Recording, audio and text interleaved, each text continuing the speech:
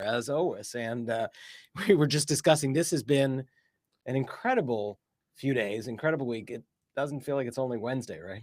I'm exhausted. I mean, like when you've got, I mean, at least American politics were good last night. So that was like a nice So we change, were up late last night, right? Watching. I mean, yeah, much better than just the constant monitoring of the war, which seems to be going in the opposite direction. So, yeah, we've got a lot to cover today. We're going to talk a little bit about the war at the beginning of the conversation, and we're obviously going to touch a little bit about last week's horrific attack on the synagogue in Michigan, in West Bloomfield Township. We'll then be joined for an exclusive first podcast conversation, at least on Word on the Street, with the Democratic nominee for Congress from Illinois' 9th District, Daniel Biss. And we're really looking forward to that. And I hope that a lot of folks are joining to spend some time with him. He'll be on in a few minutes, and we're really looking forward to that. So we're about to get started. We're just sending out our notice, waiting for folks to pile on in. We coordinated our shirts today because I was already in the car when you texted. So I actually texted Jeremy this morning, and I was like, don't wear my green shirt, so don't wear that one. Because when we do blue and blue, it's one thing. Yeah. But there was one time when we did green and green, and somebody had to go out and buy a different shirt. And right, that was really bad. I really want to repeat that. And really bad. It was just me being like one day late on St. Patrick's Day, which is appropriate for a Jewish organization. Exactly. We missed the boat on St. Patrick's Day. So, well, if you enjoy Word on the Street, if you enjoy our shirt choices, please give us a heart, like it, so we can grow the audience and make sure that as many people as possible see this. I've been really excited by how much traction we are getting on Word on the Street. We had a great convention. We've posted a lot of our content from the convention on the Word on the Street homepage. So there's some really wonderful conversations. If you didn't get a chance to catch them live, please go there. We're also storing a lot of the videos of some of the speeches in the plenary are now available on our YouTube channel. So lots and lots of really good content. Yeah, and I would only say one other thing. We had yesterday a webinar on Iran with a number of great experts. That is also now sitting on Word on the Street. Basically, if we generate content that's video or written, and you missed it, there's a good chance you can find it on our website. Well, you had on yesterday, it's a great conversation, and it's now 24 hours later, and it even feels like the events have moved quickly in just the last 24 hours. So we actually do want to get started with a few minutes of bringing everybody up to date on what is happening in Iran, in the region, what's the state of the war, and where are we headed? Yeah, so look, I've been thinking a lot about this, and increasingly I'm convinced where we are is frankly a version of where we ended up in Iraq and Afghanistan, a quagmire. I think we learned one really important lesson from Iraq and Afghanistan. And that lesson was, don't launch a major land war. Don't get stuck with thousands of American troops. And that's a good lesson to learn.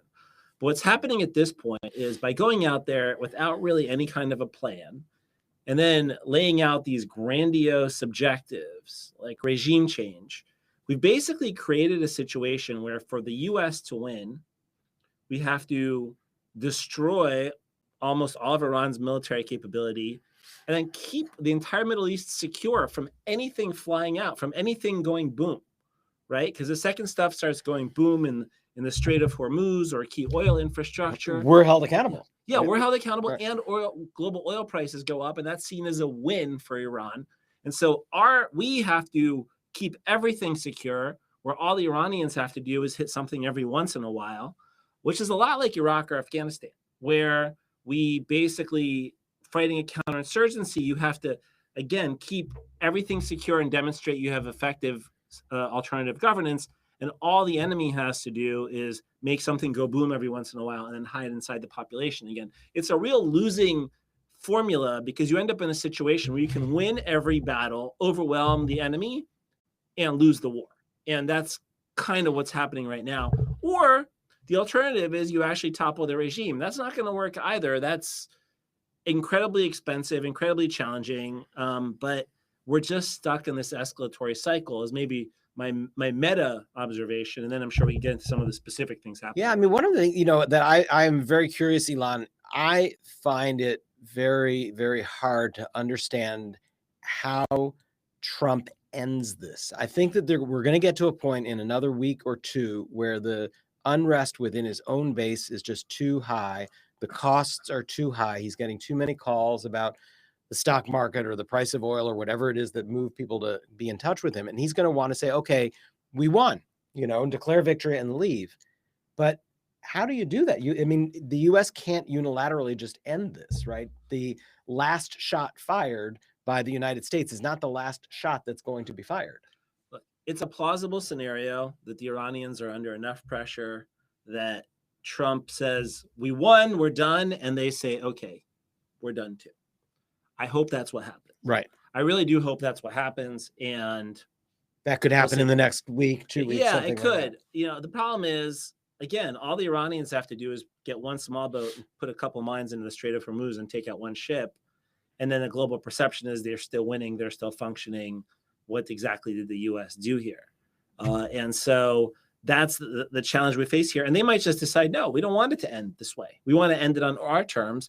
Both sides. I have a hard time seeing how Trump ends it without wanting to humiliate the Iranians and being so proud and beating his chest that he won. It's exactly the kind of thing that the Iranians, who are also incredibly proud, aren't going to go for. And so then again, you're just in this tit for tat. And I want to point out, Jeremy, a couple of things that have just developments in the last 24 hours. Right. I was going to ask you, because bring people up to date. People don't follow in the way you do necessarily, but the specific things that have happened in the last 24 hours are amazing. Two in particular. One, this morning, Israel, with American support, targeted South Pars oil and gas field. Why is that important? It's one of the biggest gas fields in the world. So far, these huge oil assets had not been targeted. They targeted places where they store oil, but not necessarily the fields where it's actually coming out of. And that's massive in terms of global oil prices, which have risen again today and are getting close to $110 a barrel. It's also massive in that Iran responded by going after Qatar's major energy facilities and also launching missiles at Riyadh for the first time. So this is a real escalation. And again, for what? You're just going to drive oil prices. We were talking before this. I did a study a few years ago when I was at CNAS where we looked at these kinds of scenarios, and we concluded oil prices can go as high as $175 or $200 a barrel for a short period of time before starting to come down, but ending up in the long run at somewhere between 80 or 100 if you do this. And that's kind of what we're heading towards. So there's that. The other thing is they killed Ali Larijani, which is Larijani is he's just been a key player inside the Iranian system for a generation. And he's one of the more capable, kind of sane, definitely a man of the regime, hardline, but not the most ideological or the most hardline. If you're going to cut a deal to end the war with somebody, he would have been one of those people. Yeah, I sense all the commentary I was getting from Western diplomats and real observers of this was, if there was anybody to talk to in the regime, that was the guy. That was the person with whom we would have been talking, and now there's no one to talk to. Yeah, I think part of it is that the Israeli perception is if the regime survives, we can't talk to anybody. That's not the American perception. That's not what Donald Trump wants to do. But as long as that's the Israeli perception, they're just going to keep killing everybody. And if we're going to either let them or not put the screws on them, there's no way out of this. And so I also think there is something about killing the leadership of another country, about international norms, about how we fight wars.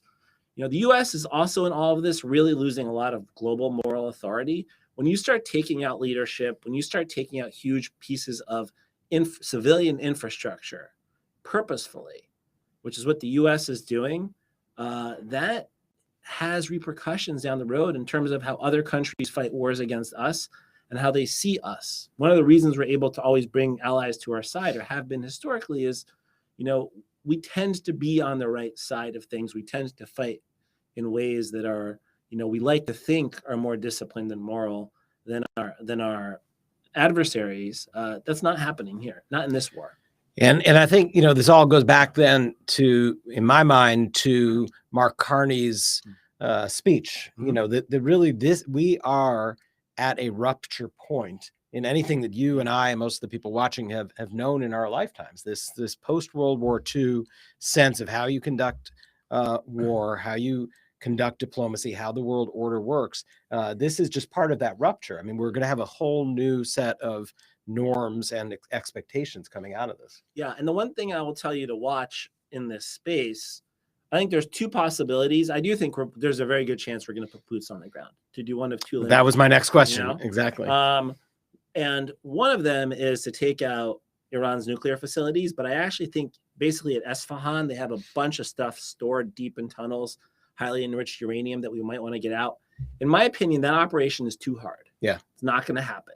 You'd have to drop. You have to secure a huge area. You have to secure a huge area. It's in the middle of the country. Yeah. And so you have Iranian forces flowing from all areas. So, and you can't just, this is not like bin Laden where you just jump in for a couple hours. You're talking about going deep underground and getting very complicated to transmit volatile kind of stuff, you know, in the form of nuclear material and bringing it out. That's like a days-long operation. So you have to hold this territory for a long period of time. Now, what you might see, and again, it crosses back into that point about, Mark Carney and the way he was talking about international norms and the international order is you might see us take Karg Island, which is this big island that Iran exports 90% of its oil through. It's all the basically where they have all the technology and materials transport to then be able to load oil onto ships. If we take that and we basically hold it and try to blackmail the Iranians and get them to cry uncle,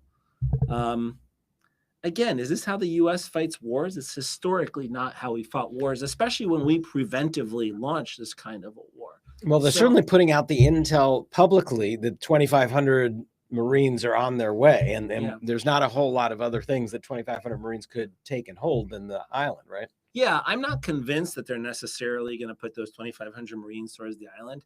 I do think by bringing those 2,500 Marines into theater, what they're kind of giving themselves the option to pursue that if they wanted to. So it's not a foregone conclusion, but it's a possibility. Maybe the last thing I'll say about this, and then is all of this puts tremendous strain on U.S. military resources. We're just not built to send this many resources abroad for this big of a war. The Ford, which is one of our most important aircraft carriers, it broke down. Went to Venezuela and came here. It's now almost going to be on duty 12 months in a row. They're sending it to Crete for repairs, I think, right? And there's some stories that maybe like there was some self-sabotage there because the crew's been out there for so long. This is not. Yeah. Meanwhile, are all the kinds of munitions that we need to potentially fight a war with China, all those things. But Jeremy, I want to talk one more thing about Iran, which was the statement yesterday. We had, the president's director for the National Counterterrorism Center, Joe Kent, resigned in protest of the war. What did you make of his statement and him?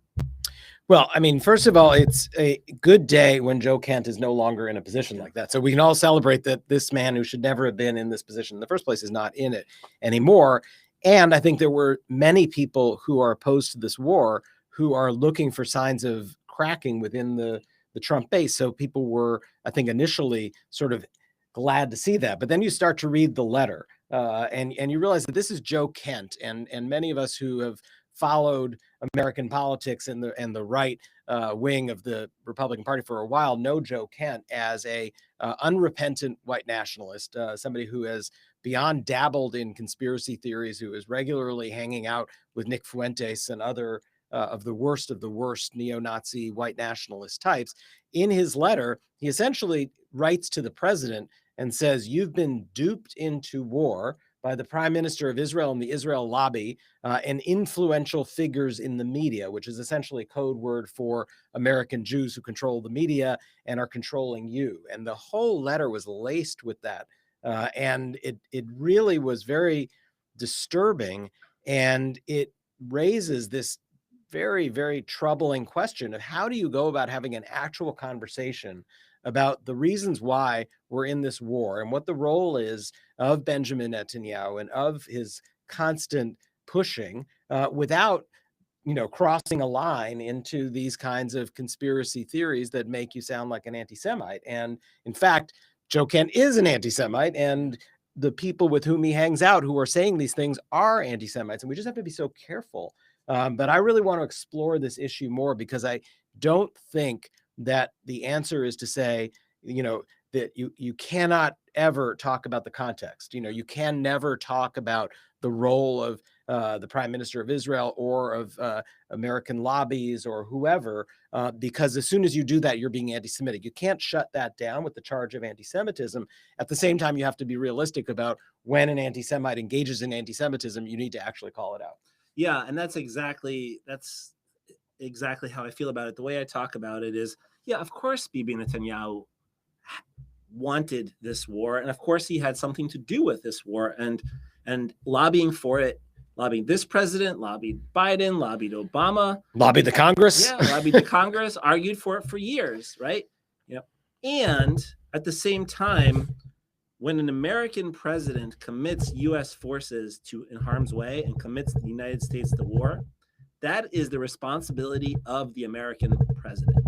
The difference is Donald Trump let Netanyahu do this. Donald Trump said yes, whereas opposed to Barack Obama and Joe Biden and even George Bush, actually, Ehud Olmert pitched George Bush on attacking Iran, believe it or not, 20 years ago. They all said, no, we aren't going to do this because it's not in the American interest. So you can criticize Netanyahu, you can put some responsibility on him, but it's also really important to avoid these anti-Semitic tropes, and to also remember that Donald Trump is not just some dummy. He is the president of the United States. He has agency. I think that's what I wrote. Yes. And I think, there's a great New York Times piece that was done several weeks ago. Ronen Bergman and a couple of other really stellar reporters digging into the full year process that Netanyahu went through, starting with a president who was very firmly against this kind of adventurism in the Middle East, who would campaign against endless wars and was giving a very firm no to Netanyahu, and how that gradually was eroded meeting after meeting and video call and conference call after conference call to the point where the tables have been completely turned 180 degrees. And it really is something you have to discuss and understand, but not verging into then the anti-Semitic stereotypes. Yes. And speaking of anti-Semitism, I do want to, we should be joined any minute now by, I would say Mayor Biss or nominee Daniel Biss. But before we get there, I do want to take a moment just about the attack on the synagogue Temple Israel in West Bloomfield last Friday, which, I don't know about you, my kids went to a synagogue preschool. I don't know if your kids did as well. Many people in the J Street world very much relate to being a parent of 3, 4, 5-year-olds in a synagogue environment where you're doing the pickup and the drop off every day. And, there's 140 kids there. And somebody's, now thinks it's an appropriate response to what's happening 6,000 miles away to load up a truck full of explosives and guns and start driving towards the kids. Yeah, and look, the shooter who was killed had family in Lebanon who was killed, and there were all this stuff on social media about justifying or excusing or saying, well, it's understandable, and I'm sorry, like, there is no driving a truck of explosives with guns towards a preschool of 140 kids. There's nothing that you can possibly understand. So I really appreciate it. And I want to read it. I've never done this, but I wanted to read this tweet from Khalil Sayed, who is a partner of J Street's. He's written stuff for us before. He's Palestinian from Gaza. And he's in the US now. He just wrote this, and I thought it was just really powerful and what I'd like allies of American Jews to be saying, right? The crime against this man's family in Lebanon was a grave injustice. However, nothing justifies his wicked actions against American Jews.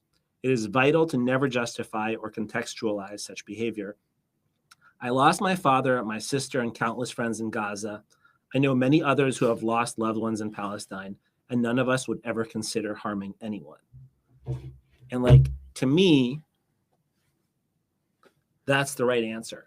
That's how we should be thinking about this. And there's no oh, well, and maybe, at least not in that kind of conversation. There is, though, we do have to at the same time, Jeremy, and you and I also talked about this. Again, this is really hard. You do have to recognize that what the Israeli government has done over the past few years has created an environment where more of this happens to American Jews.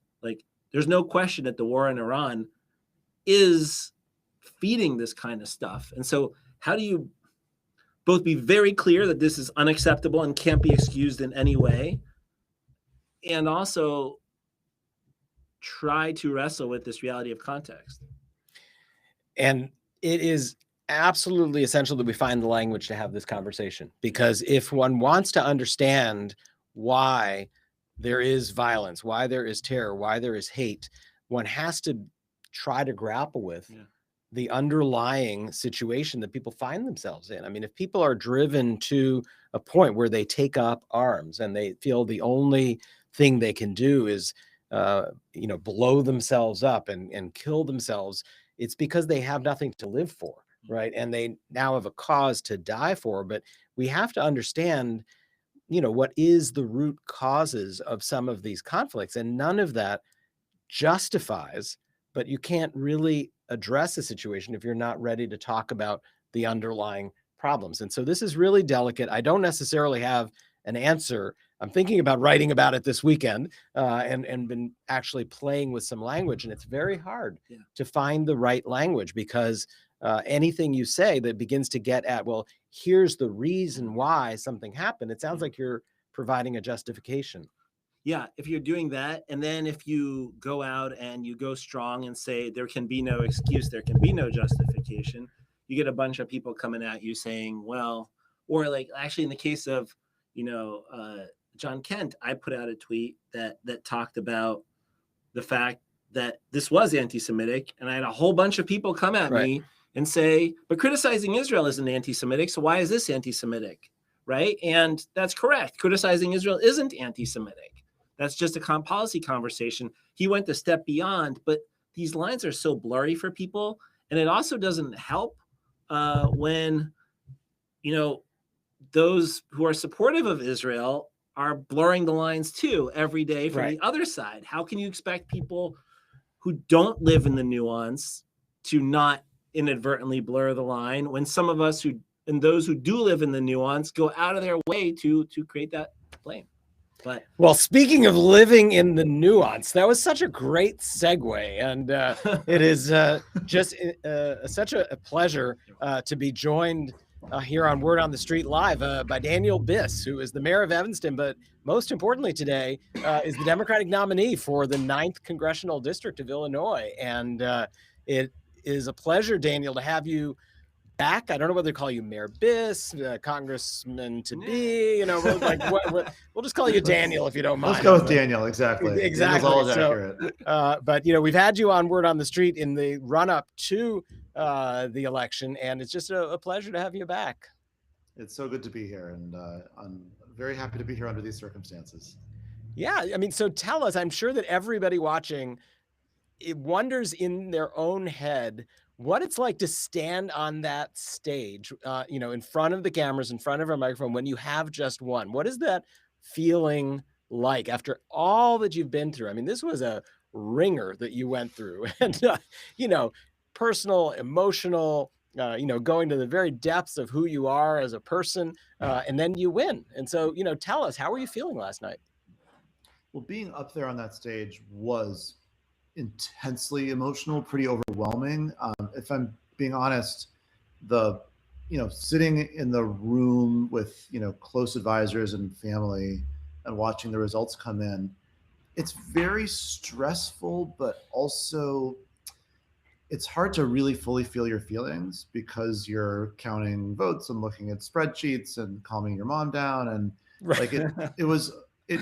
it felt like, I don't know quite the right word. I almost want to say hollow, right? Like I wasn't fully experiencing my emotions. And then I walked up on the stage, with most of the people who I love most in the world in front of me, and they were all just ecstatic, of course, because they'd done so much themselves to bring about that result. And it was overwhelming. I was personally very, overcome.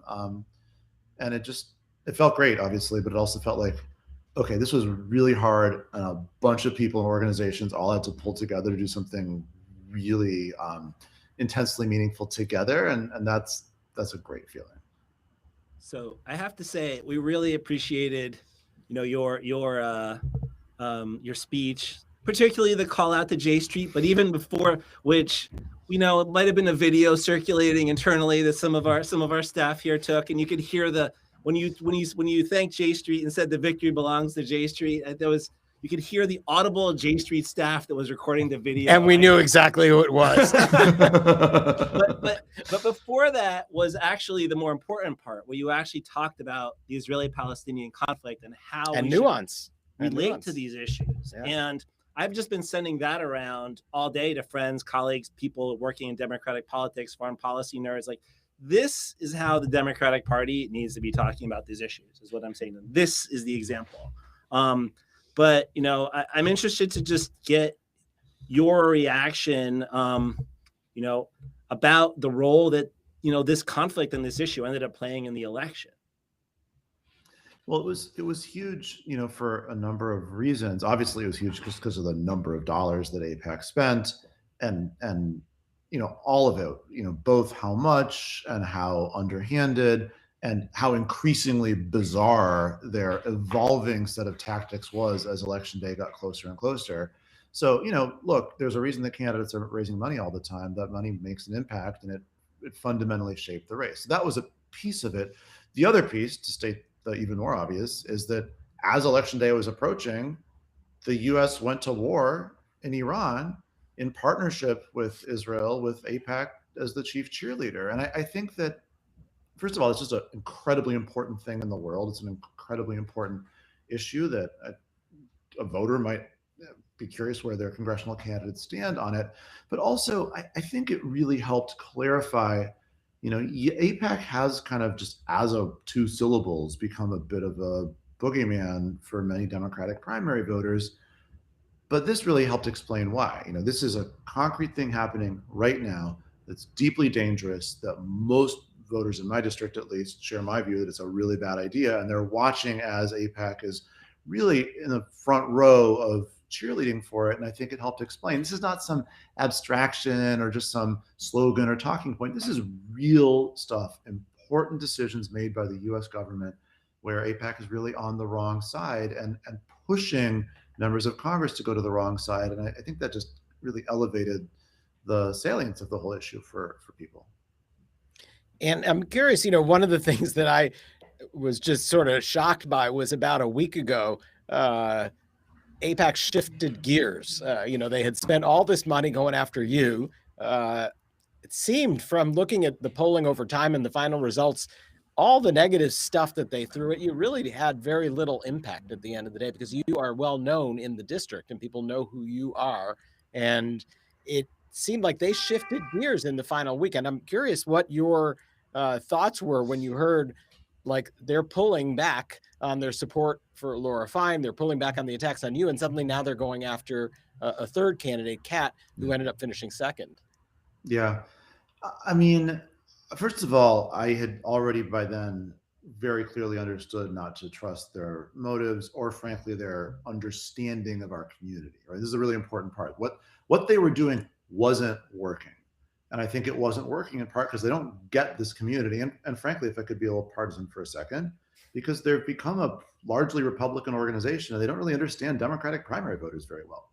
So every time I saw them try some new thing, I got nervous because I didn't trust their motives and I didn't trust that what they were doing would work. But it was clear to me that they were reacting to what happened in New Jersey. You see, before the New Jersey primary, if you go back to their communications, both publicly and privately, throughout the summer, the late summer and fall and into the winter, they were saying Daniel and Kat, who is the candidate who came in second, are equally dangerous. They called us both dangerous detractors. And, you know, we talked about me having and being deeply attached to a nuanced position on these issues. And Kat was just more hardline anti-Israel person. And so they were asked, including in private by some people who I know, hey guys, do you really think Daniel and Kat are equally problematic? And their answer was yes. Maybe if you just asked them to check off boxes on a survey, Daniel would be less problematic than Kat. Like, for example, we had an argument on a televised debate about Iron Dome, which I support Iron Dome, and it sounds like Kat did not. But they went on to say, Daniel, who's Jewish, whose mother is Israeli, who grew up visiting Israel in the summers, whose grandparents are Holocaust survivors and found a safe haven in Israel in 1948 with Daniel's 2-year-old mother, he is a critic of the current Israeli government's policies who can't be dismissed, and therefore he's more dangerous. And so the take that they had throughout most of this campaign was Daniel and Kat are both really bad, maybe in slightly different ways, but we can't accept either one of them. They're equally problematic. Then in New Jersey, they wound up attacking Tom Malinowski and as a result electing somebody who, according to the sort of checkboxes on policy questionnaires, would have seemed more problematic for them. And I think there was a huge backlash from a lot of their supporters and their donors and so forth. And so I think they basically couldn't face those critics if they did the same thing all over again here in my district. And so whatever judgment they may have internally had that, hey, Daniel's just as problematic as Kat is, they felt like it would be a kind of a political problem for their organization, or maybe like a donor management problem or something, if Kat was elected. And so they seemed to change course. You know, I think that zooming out for a second, what's clear to me as someone who is the Democratic nominee in a very strongly Democratic district, so therefore almost certainly going to be in Congress, is they've demonstrated themselves both to be fanatically attached to a hardline, unreasonable, militaristic position that is antithetical to both me and the district I represent, and also that their political approach for advocating for that is profoundly underhanded and disingenuous and antithetical to the core principles of democracy. And so one way or another, I have to say I don't see them as a potentially trustworthy partner on any level, on any issue at this point. I'm curious for your reaction. What's actually also been kind of funny to watch, I mean, from the outside, at least in the last 24 hours. Right. We can laugh at it from here. I'm sure it's not so funny for you, but their framing in the last day suddenly was victory is if these 6 candidates don't win. And you weren't on that list after they spent, I don't know, a couple $1 million against you and $5 million, right? I mean, I don't know what you made of that. Well, and you know who was on that list was a candidate in your race that they spent $500,000 against. I mean, who spent $500,000 for was on their list of the 6 candidates they were proud to take credit for beating. I mean, it's really amazing. This is, I mean, I don't know if we want to walk through this for your listeners, but I'm sure if they don't live here, they will not have noticed this. So the candidate who wound up coming in 6th is a really, by the way, very talented young Pakistani American Muslim woman by the name of Bushra Amiwala. They thought, I guess, that Bushra would be able to take votes away from Kat, which would help in their project of defeating Kat. And so at the very last minute, they spent hundreds of thousands of dollars on digital ads boosting Bushra. And then minutes after the votes were counted, put out a press release bragging about beating Bushra. So it's like I don't know, man. It's like a bunch of teenagers were given millions and millions of dollars to play with and just have no conscience at all. I think that's actually what happened. So, but in all seriousness now, I mean, I think it is important for people to understand. I know we have members in the media who are joining this call, and many of them are confused about all of these dynamics, and they don't live it and breathe it the way that we do. And AIPAC has now spent $25 million this cycle. And at the end of the day, the only thing they have to show for it is that 2 candidates in your neck of the woods that they nominally supported are now nominees to be members of Congress. And I would argue that those 2 are people that might well have won if AIPAC had never gotten involved in the first place, that, you know, that didn't play that much. And they've just frittered away, and I guess I can just say pissed away, $25 million. And I don't know how do you go to your donors and say, now give us the next 25 and the next 25, because they have nothing to show for it. Well, that's right. I mean, look, I think that's exactly why they shifted gears at the end. And they're now pretending that electing me, the candidate they spent the most to defeat, right, the candidate they worked the hardest to attack, they're characterizing electing me as like kind of a victory because they're desperate to go to their donors with some sort of way of saving face. But of course, it's absurd. Literally 2 weeks ago, they were telling their donors how unacceptable I am. And that seems to be what they really believe, by the way. And so, look, they've got a lot of problems on their hands. If you're asking Jeremy, how they should solve those problems, I'm probably not the guy to ask for advice. Yeah, and I'm not either. That's I mean, the only observation I'll make about this is that if you just look at the trend line, right? If I told you 4 or 6 years ago that AIPAC was going to spend $25 million, in 2026 primaries, and for it they would have 2 House candidates that might have won anyway, that's just not a world that you would have seen for AIPAC 4 or 6 years ago. And that has a lot to do with the strategy they've employed, but really the policies that they've supported, right? I mean, it's part of it is the underhanded tactics, the taking their names off of stuff. They're doing exactly what you're describing, Daniel. And part of it is what we started with, which ultimately is the more important piece, the substance, right? The I want to get back to that. Yeah. Right. Where they're just on the wrong side of where Democratic voters, increasingly independent voters, increasingly the majority of this country's voters are. But and Well, that right. leads me, Daniel. I want to take that though and give you a chance to get out of the AIPAC hole here, and let's talk about something meaningful, which is, and you and I talked a little offline earlier today, and I said to you that I see the potential for you to be such an important voice on these issues in the national debate. And I know you didn't ask for that, but I think it's real. And we're at a moment of very high stakes, I think, for the state of Israel and its future. For the future of the U.S.-Israel relationship. I think that this has enormous implications for the health of the American Jewish community. This is a real hinge point. This is a really important moment. And I'm curious, you're stepping right into the center of that. And I'd love you to just sort of share your feelings about that and share your thoughts about that, because this is, not necessarily why you ran, but you're right in the center of a very important moment in American Jewish history. Yeah.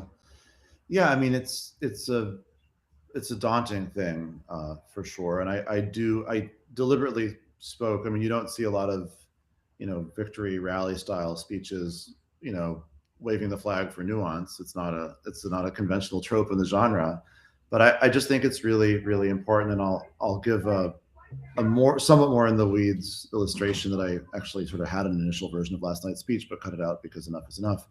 This is a long podcast though. So yeah, right. Enough is never enough. Oh, no, exactly. Right.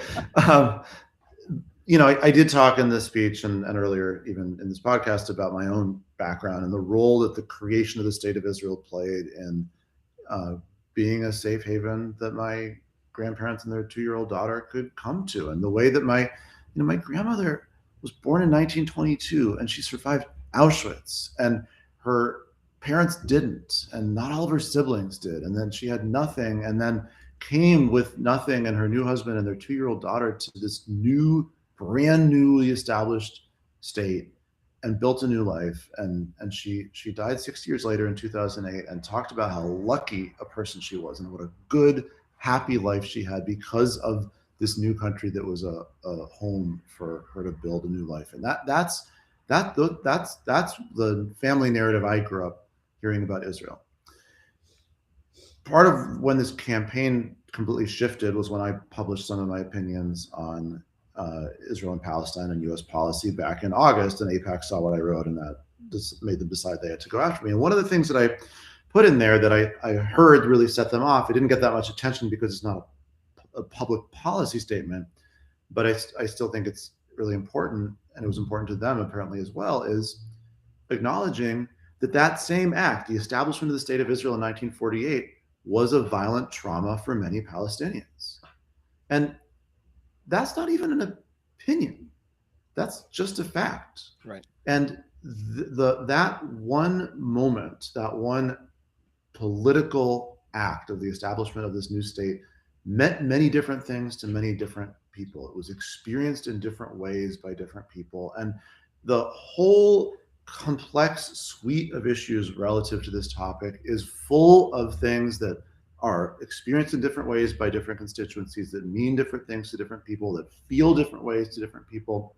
And if we don't start by acknowledging the legitimacy of those different and sometimes even contradictory ways of experiencing the basic facts, we're never going to respect people enough to actually get to a place that is just for everyone. And So when I talk about nuance, that's part of what I mean. It's just understanding that even the vocabulary gaps, the bridges, the gaps to bridge are very complex. The linguistic um,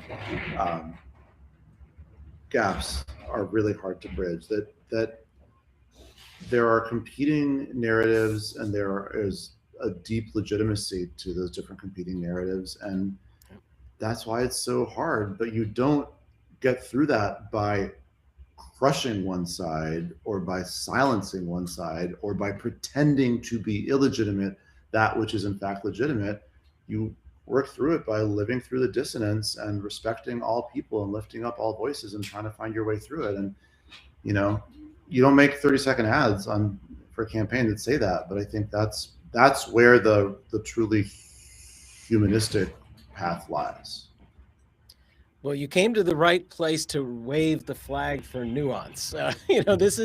We sort of live in that space and look for the opportunity to engage with the folks who have the deep emotion on the other side of this conflict and find a way to move forward. And I just feel like you have the potential to really be an important and key player in building some of those bridges within the American community, within the congressional caucus, within the dialogue that has to happen across the Muslim, Jewish, Arab American, Jewish American lines. And I really look forward to working with you, Daniel. I mean, Congressman to be, Mayor currently, Daniel. Yeah, and I'll just say, really, very much in that potential and in that role, picking up on the legacy of your predecessor, Jan Schakowsky, who played such an important role in doing precisely that. And it's just wonderful to have someone like you, assuming, like, I know you guys never like to jinx it, even though obviously, given the nature of the district, but assuming you're in Congress come next January, I think you're just going to be such an important voice, and we are thrilled to have you there. Well, I am beyond excited to have a chance to work with you on these issues, to try to work in your footsteps, really, to carve out political space that was previously essentially uncharted territory in America, and hopefully to use what happened last night in this district as a beacon for other Democrats who feel, as they're earlier in their campaigns, maybe perhaps campaigns later this cycle even, who feel like they're torn between their values and the pragmatic steps they might feel like they have to take. They may feel like, hey, if I say what I believe and what my district believes, that's going to trigger a $7 million wall of AIPAC money that's going to absolutely crush me. And the lesson that we demonstrated last night is it doesn't have to crush you. You can be who you are. You can represent your own and your community's values, and you can prepare and lay the groundwork for how to respond when that wall of money comes at you. And in this district, that wall of money backfired. Let's not forget, you already said it, but I want to be extremely clear about this. This was a close race, not between me and the AIPAC candidate, between me and somebody else.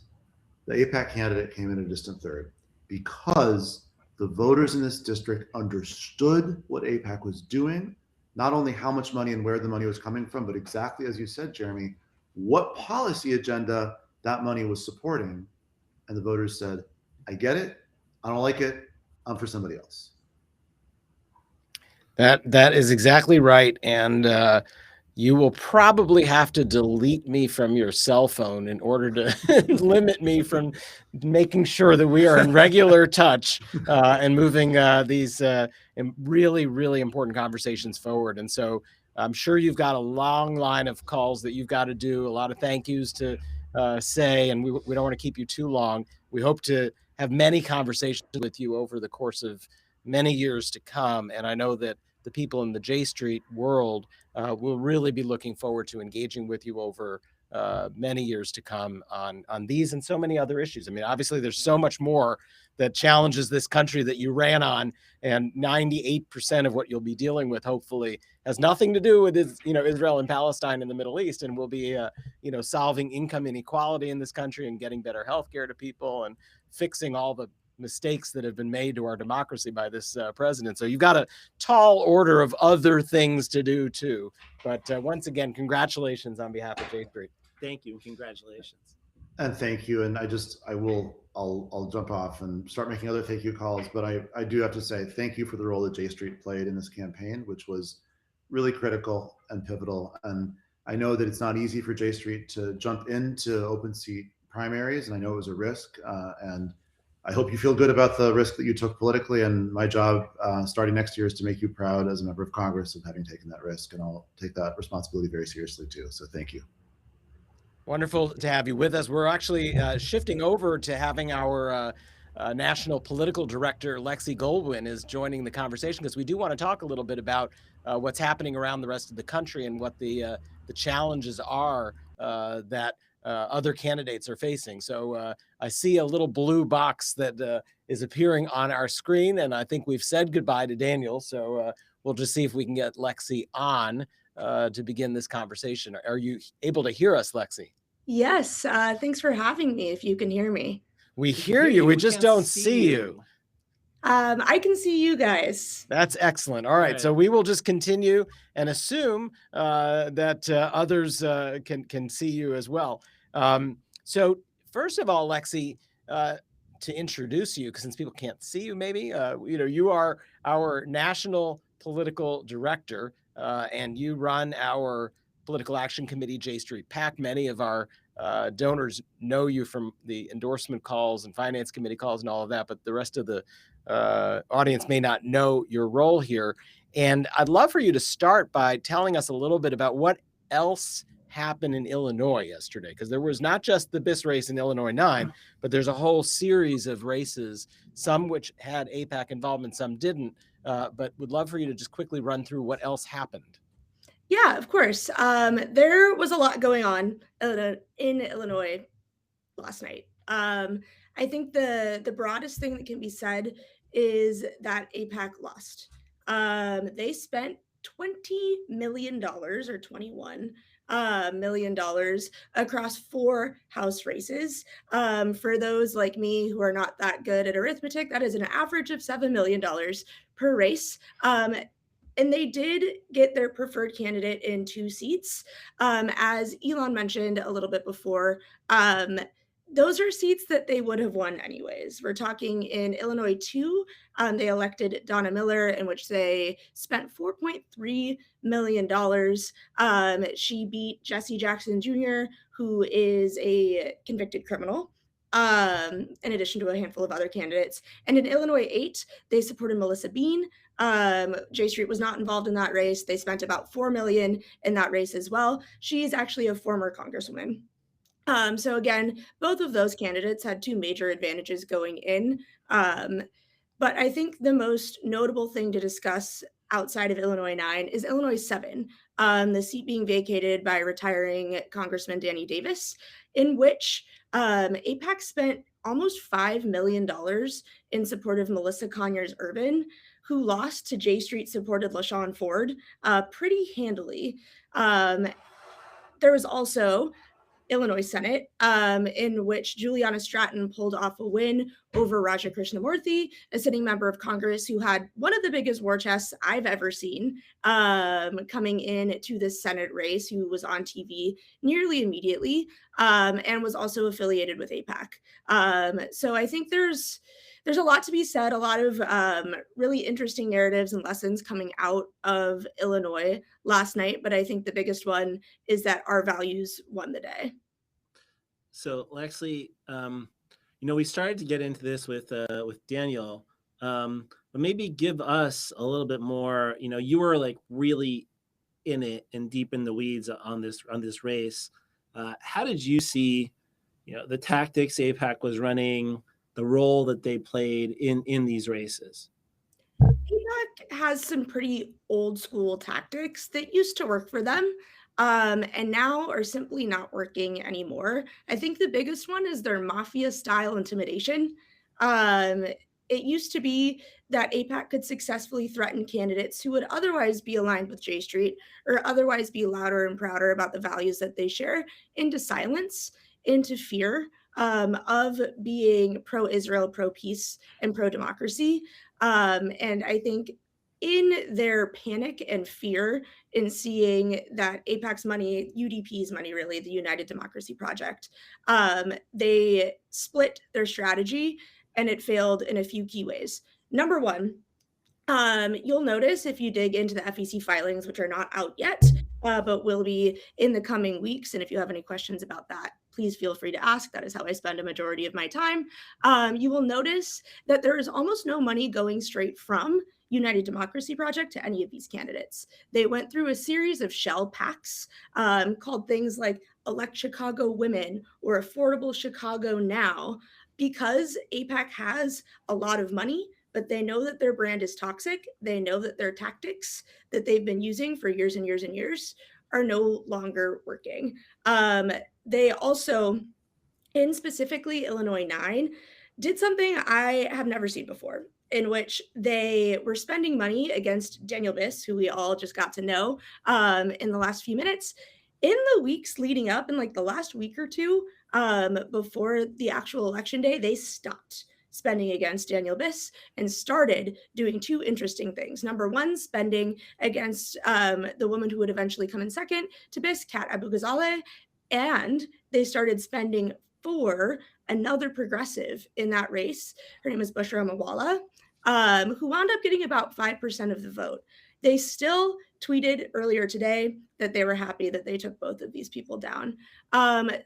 All of this is to say, and it sounds like a big ramble because it is, AIPAC's strategy was a jumbled mess in these Illinois primaries, and they didn't have a North Star. Their North Star, I don't know what their goal was. They didn't have candidates that were great to elect, so they tried to take ours down, and they didn't.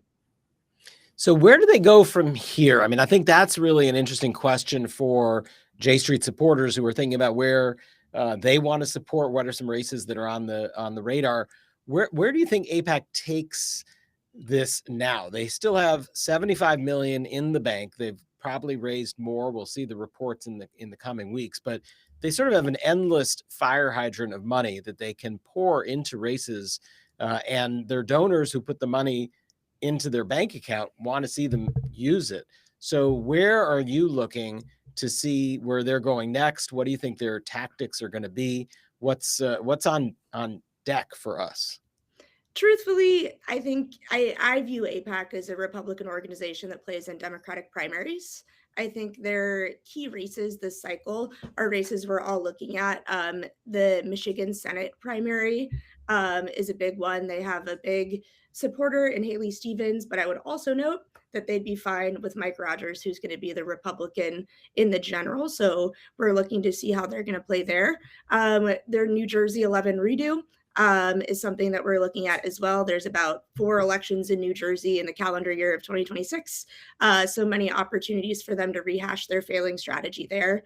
Overall, we're looking at competitive Democratic primaries in competitive Democratic seats.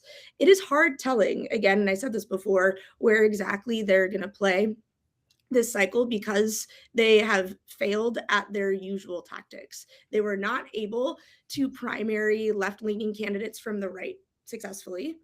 They have had really mixed, expensive fails at having more conservative on Israel candidates take open seats. I think what we should look at and be careful of is candidates who are loud and proud about being pro-Israel, pro-peace, and pro-democracy, especially in ways that threaten AIPAC's ability to keep their stranglehold on our politics. So, Lexi, I'm wondering now, I think a lot of candidates were watching what happened last night, future candidates, and we started to talk to Daniel about this also. What lessons do you think Democratic candidates who are in this position of running in a primary, who are thinking about how to position themselves, who find themselves where most of their voters are, which is where J Street is, but also are worried about this AIPAC money, where do you think they go from here? What would you be saying to them? What will you be saying? You'll be meeting with them. You'll be saying to them. What will you be saying to them? Honestly, this is excellent news for folks in J Street's tent. I think there's been an anvil hanging over candidates and especially staff's heads over the last few months of like, what if AIPAC decides to dump $5 million into my race? What if that's a surefire death knell for my campaign? And now we have a couple of really tangible races to point to saying that is not true. The candidate that won in these races is the candidate that aligned with their values, was loud and proud in decrying AIPAC's tactics, and overall had a nuanced and interesting position on Israel and Palestine that aligned with their district. So that is something I will be saying ad nauseum. I have not refined my elevator pitch on that just yet because we're about 18 hours out. But believe me, I will get down to 2 sentences really, really quick. The other thing I will say is that voters really value transparency. They like knowing where you're being funded, and they appreciate when you're being honest. One thing AIPAC is not is honest. I mentioned this before with the shell packs, but I also want to toot our own horn a little bit as J Street PAC. From day one, J Street has bundled contributions from individual donors linked explicitly and officially to J Street. We have never shied away from our own brand, and even our independent expenditure is called the J Street Action Fund.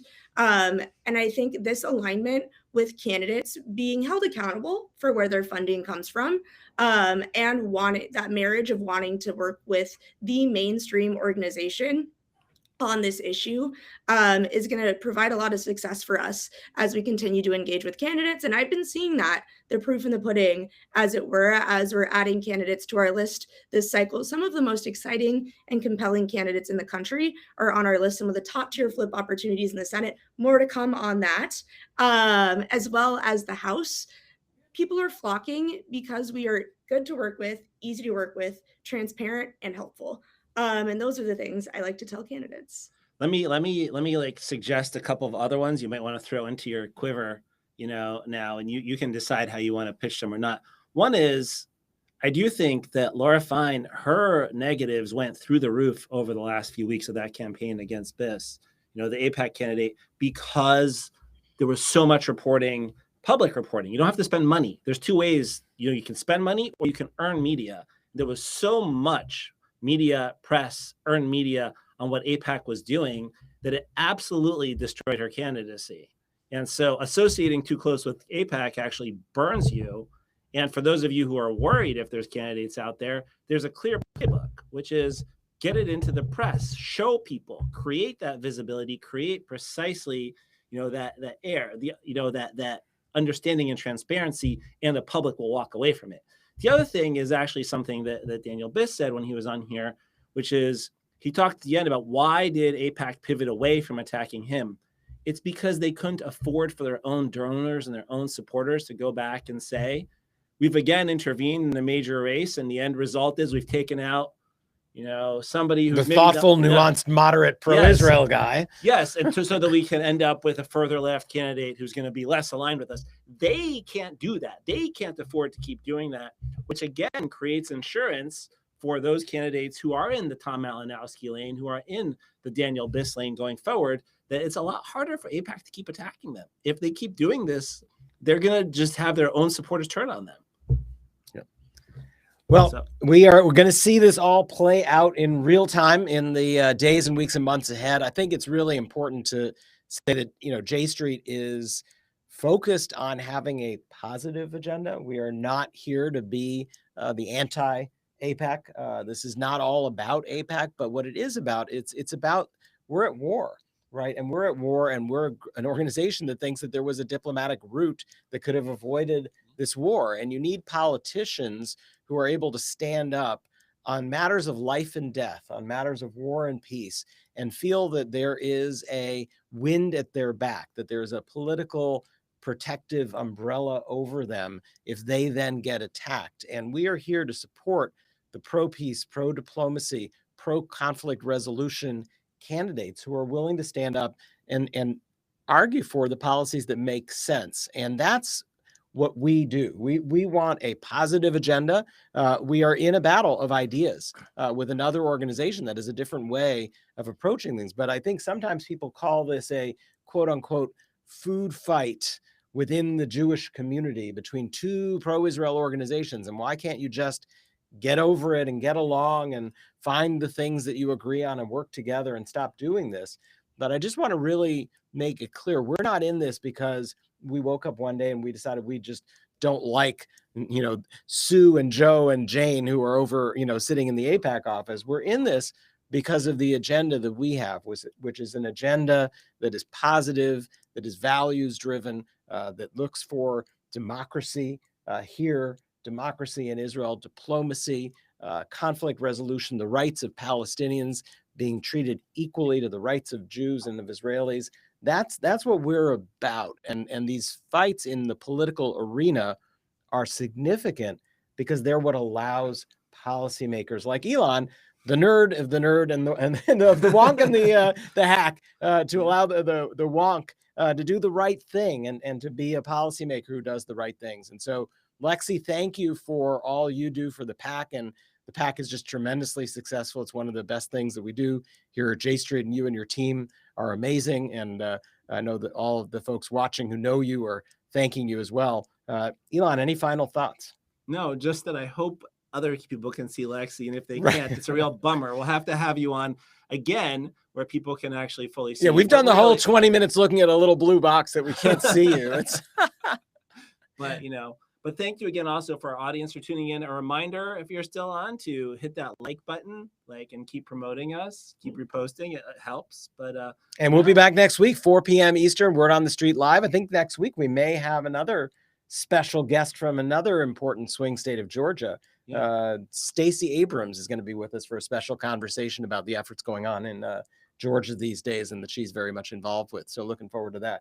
Yeah, I'm sure we will also. I'm hoping we will be talking about the end of the war. Hopefully. Maybe this is the week that Trump's whimsy turns to peace and we actually get out of this. I'm not super optimistic. Not optimistic, but we can hope. All right. Thanks, everybody. Thanks, Lexi. Thanks again to Daniel Biss. Thanks to Elon. And we will see you all next week.